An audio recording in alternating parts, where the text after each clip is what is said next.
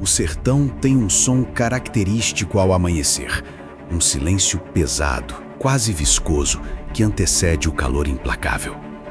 Mas naquele dia, no coração da Grota do Angico, o silêncio era uma mentira muito bem contada, uma farsa histórica que estava prestes a ser rasgada pelo trovão de balas.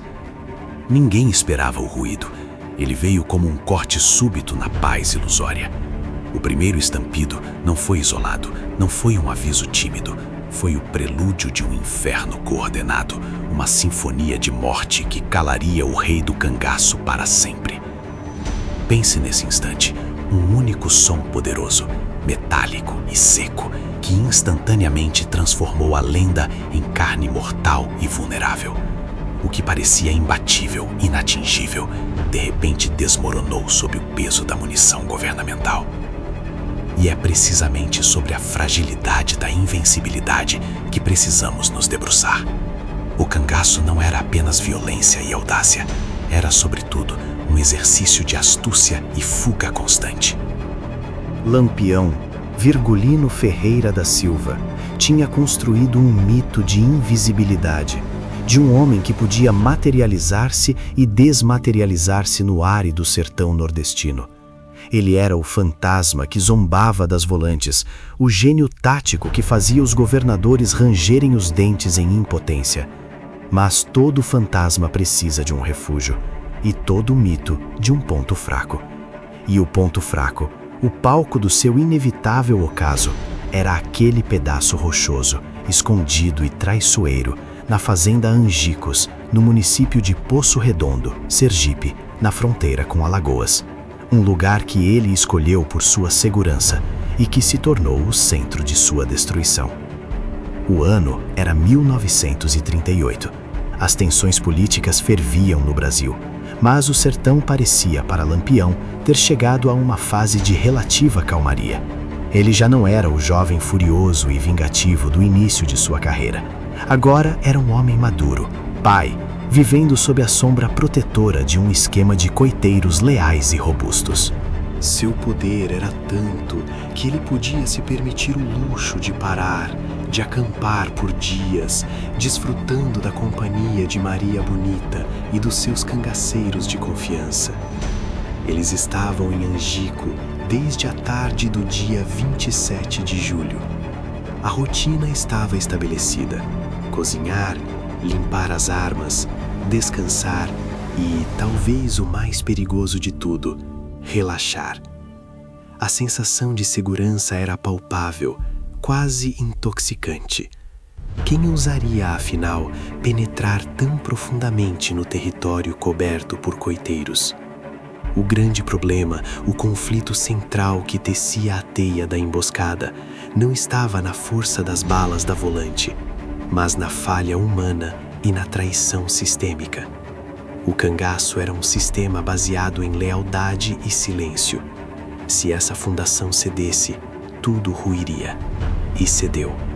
A volante de Alagoas, sob o comando obstinado do tenente João Bezerra da Silva, e a de Sergipe, liderada pelo sargento Aniceto Rodrigues, não estavam agindo por acaso.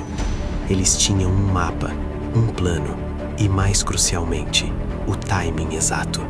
A informação vital, o segredo da localização precisa de Lampião, havia sido vendida, trocada por dinheiro, ou talvez por perdão. Essa revelação não foi entregue em forma de boato vago, mas como uma coordenada geográfica irrefutável. Quem era o Judas? Como a informação, considerada inexpugnável, vazou exatamente para as mãos de quem mais ansiava pela cabeça do rei do cangaço? Isso permanece um buraco negro na história, povoado por especulações e sussurros. A verdade é que a informação veio de alguém muito próximo, alguém que sabia que Lampião estava propenso a passar alguns dias em Angico, justamente para dar descanso a Maria Bonita e parte do corpo, que estavam adoentados.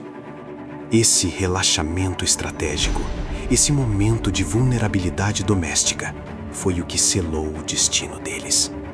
Lampião, que sempre se moveu como uma serpente, aceitou o risco de permanecer estático. Esse foi o erro fatal. O desenvolvimento da tragédia começa muito antes do amanhecer. Enquanto Lampião e seus 10 cangaceiros, entre eles Maria Bonita, deitada numa rede próxima a dele, Luiz Pedro, o cangaceiro de confiança, e o jovem Gavião, sempre vigilante, dormiam, a maquinaria da volante já estava em movimento silencioso e inexorável, quilômetros, a pé e em absoluto silêncio, camuflados pelo breu do sertão profundo. A Grota do Angico, na sua configuração física, é uma área de difícil acesso, o que a tornava ideal como um esconderijo temporário. Ela era protegida por uma vegetação densa de caatinga, espinhosa e traiçoeira, e o acampamento principal estava situado em uma pequena clareira, cercada por pedras e árvores retorcidas. Naquela manhã, o ar estava úmido, pesado pelo sereno da madrugada. Lampião, em seu último descanso, havia optado por deixar as armas principais, os rifles e metralhadoras, empilhadas e cobertas por um lençol de lona para protegê-las do orvalho. As pistolas e punhais permaneciam próximos, mas a guarda estava baixa. Era a hora mais fria do dia.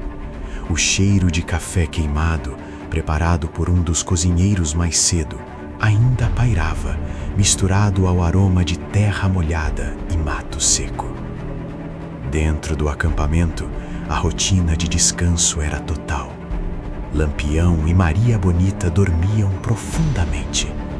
Em volta, outros cangaceiros, como Mergulhão e Quinta-feira, cochilavam, confiando na eficácia do esquema de vigilância, que consistia em sentinelas posicionadas a alguma distância do núcleo.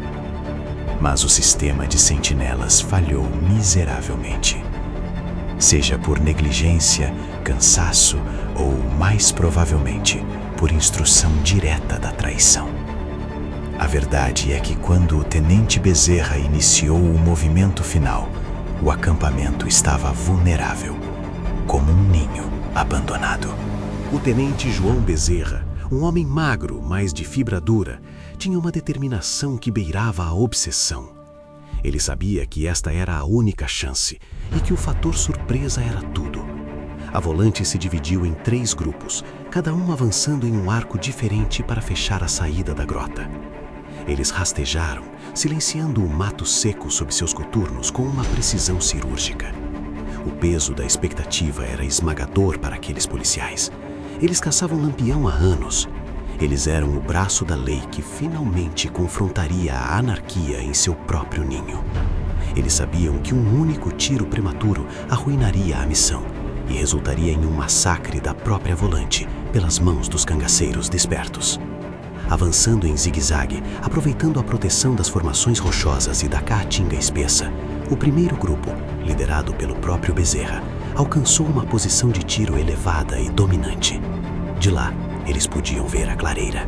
Podiam distinguir as redes, as pilhas de munição e, com a luz cinzenta começando a infiltrar-se entre as árvores, podiam ver o vulto de Lampião na rede. A distância era curta, fatalmente curta. Estavam a menos de 20 metros, perto o suficiente para garantir que cada bala disparada atingisse o alvo com força máxima. Esse é o ponto de não retorno, o momento em que o destino se materializa. A volante não estava apenas perto, ela estava instalada. O jogo de esconde-esconde de décadas havia terminado, não com um duelo épico, mas com uma execução meticulosamente planejada. O tempo congelou naquele instante de espera final. O tenente Bezerra olhou para o acampamento. Lampião acabara de se levantar de sua rede. Ele estava curvado, talvez para se aliviar, talvez apenas para espreguiçar-se, aproveitando a breve frescura da manhã. Era a exposição máxima, a mais vulnerável. A traição havia cumprido seu papel, entregando a presa no momento exato de sua complacência. Aquele breve movimento de Lampião, expondo-se à fraca luz da manhã, era o sinal que os policiais estavam esperando. O líder estava à vista, desarmado de seu rifle principal, e o grupo estava agrupado. A ordem não precisou ser gritada, foi dada em um sussurro tenso, ou talvez apenas transmitida pelo olhar frio do comandante. Não havia mais tempo para negociar, não havia tempo para um último grito de aviso. O silêncio do sertão, que parecia prometer a continuidade da vida e do mito, foi brutalmente quebrado. Os gatilhos foram puxados em uníssono. O primeiro som, aquele estrondo seco e devastador, partiu da arma que mirava diretamente o peito do rei do cangaço. A grota do Angico explodiu em fumaça, pólvora e gritos. A paz da madrugada foi substituída pelo pânico e pela morte imediata. Em questão de segundos, o palco estava coberto de sangue e a lenda, ferida de morte, cambaleava para seu fim. A ilusão de segurança desfez-se em um turbilhão de chumbo. Aquele instante, antes mesmo que os cangaceiros tivessem tempo de agarrar suas armas empilhadas, definiu a narrativa do que aconteceria a seguir. O cangaço não teve tempo de revidar, apenas de morrer. Esse é o exato ponto onde a história deixa de ser preparação e se torna ação. O que aconteceu a seguir não durou mais do que 10 minutos, mas foram 10 minutos que redefiniram a história do Nordeste brasileiro. É hora de avançarmos e seguirmos, bala por bala, grito por grito, os momentos finais da vida de Lampião e seu bando.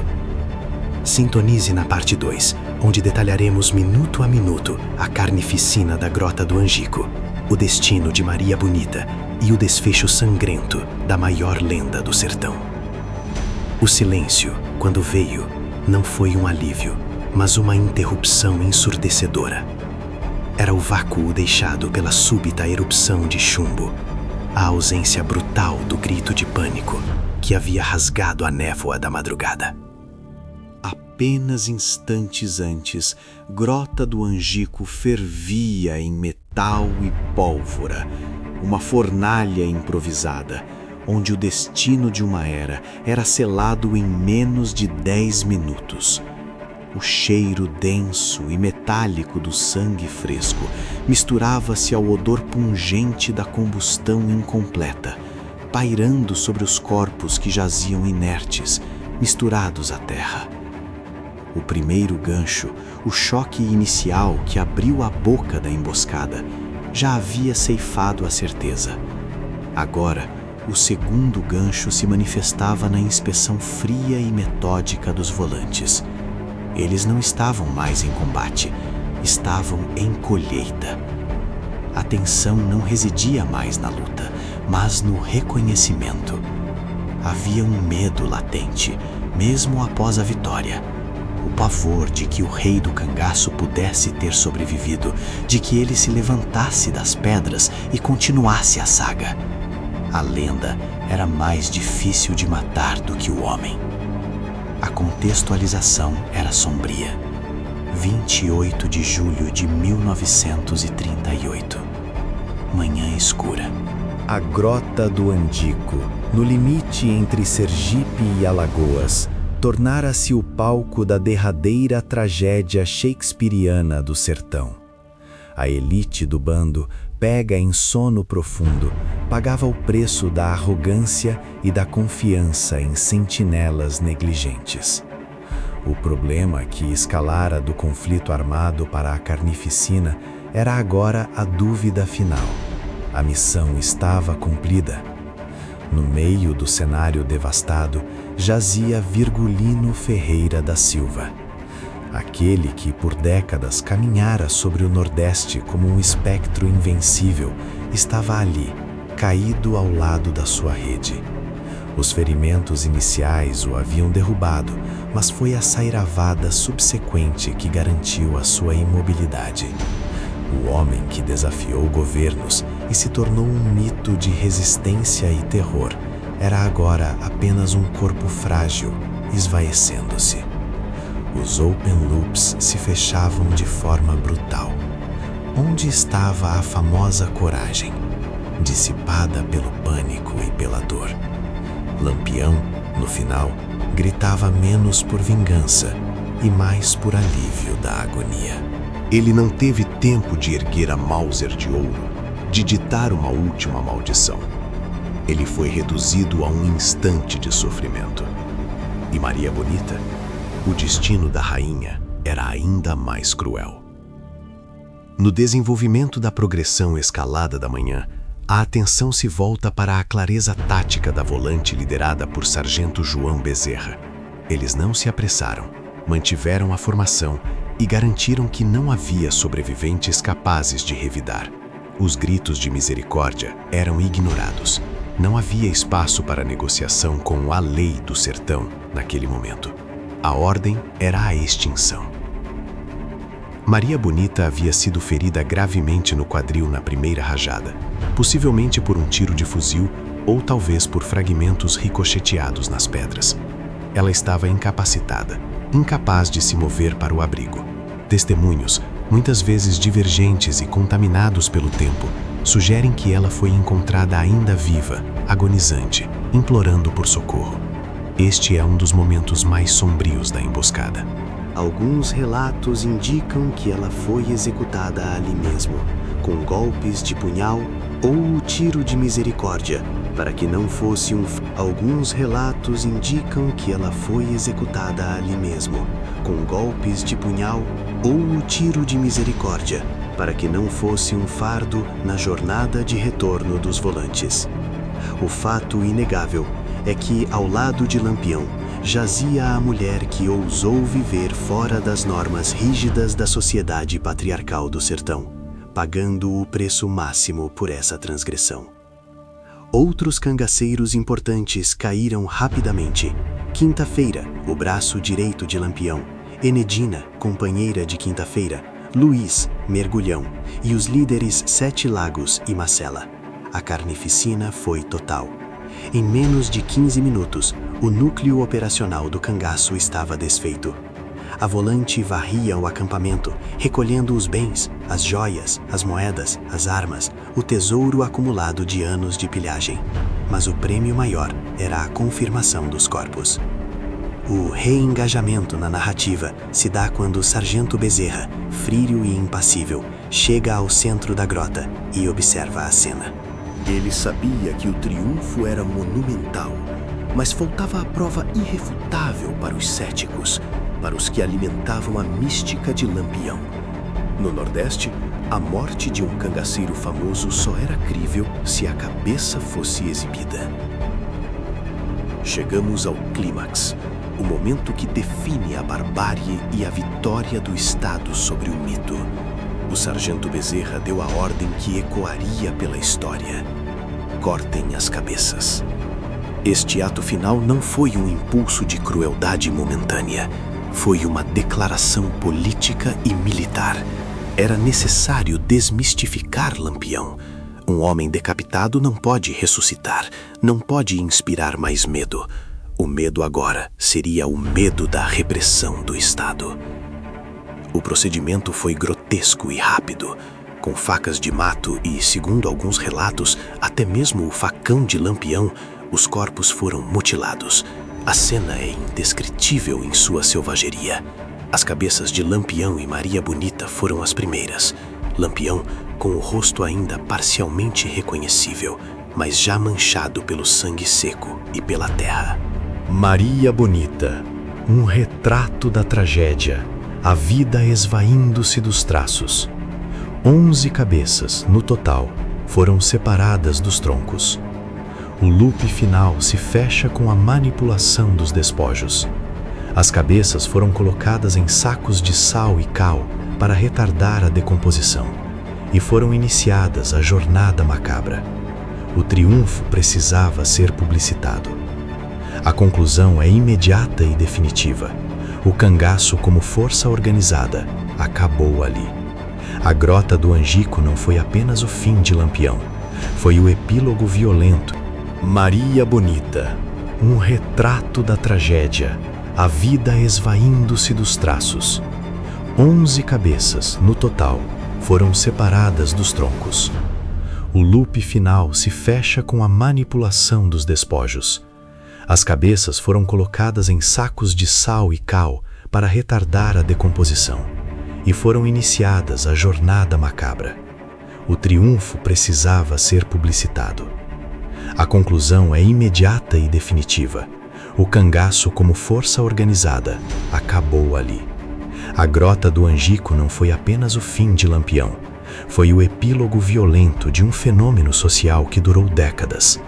A exposição das cabeças, primeiro em Piranhas, depois em Maceió e Salvador, foi o payoff final do governo. A prova de que a besta havia sido derrotada. As imagens das cabeças, chocantes e humilhantes, serviram como advertência severa para qualquer um que pensasse em seguir o caminho do banditismo. O legado de Lampião foi abruptamente transformado, de mito intocável para troféu putrefato. A Grota do Angico, que antes era apenas um pedaço de terra esquecido na Caatinga, se tornou um marco zero, o lugar onde a bala substituiu o folhetim, onde o mito encontrou o chumbo. Esta história, detalhada em cada passo, desde a traição inicial até o golpe de misericórdia e o ato final de desmembramento, revela mais do que a morte de um homem. Revela a brutalidade intrínseca à história do sertão brasileiro, onde a lei e a desordem frequentemente vestiam o mesmo uniforme de crueldade.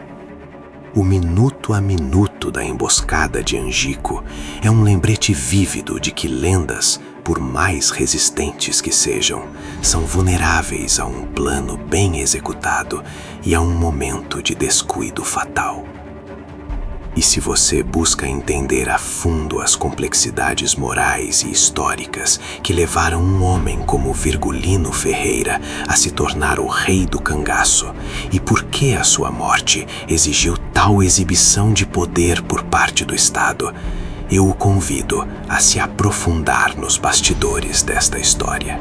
Clique no link que acompanha esta narração para descobrir os detalhes dos segredos que a Volante manteve por anos sobre a traição que levou ao fim de Lampião. A história real por trás do maior cangaceiro do Brasil espera por você.